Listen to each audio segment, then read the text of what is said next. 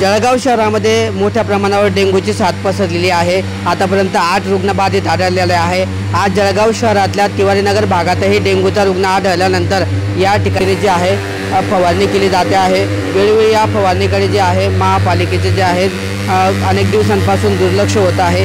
मोठ्या प्रमाणावर वेगवेगळ्या ठिकाणी डेंग्यूचे रुग्ण आढळून येत असल्या कारणाने या ठिकाणी कुठल्याही पद्धतीची महापालिकेकडून उपाययोजना केली जात नाही।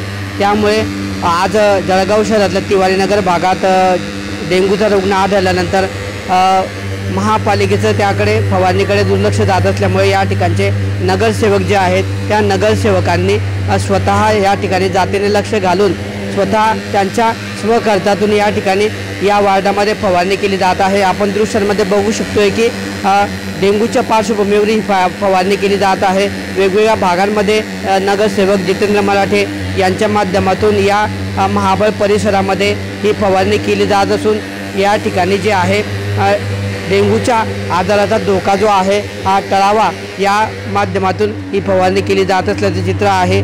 महापालिकेचं दुर्लक्ष झाल्यामुळे आता स्वतःच नगरसेवक पुढाकार घेऊन आपापल्या वार्डांमध्ये फवारणी करून घेत असल्याचे चित्र पाहायला मिळत आहे। त्यामुळे महापालिका प्रशासन डेंग्यूचा बळी जाण्याची वाट पाहत आहे का असा सुद्धा प्रश्न या निमित्ताने आता उपस्थित केला जात असून शहरातल्या सर्वच भागांमध्ये आता पावसाळ्याचे दिवस असल्याने डेंग्यूच्या पार्श्वभूमीवर फवारणी करावी अशी मागणी नागरिकांच्या वतीने केली जात आहे।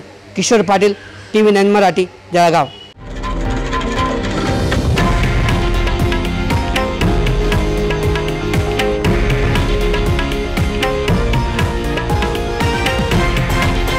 हे आहे देशातील नंबर 1 न्यूज नेटवर्क आणि आपण पाहत आहात TV9 मराठी, एकमेव।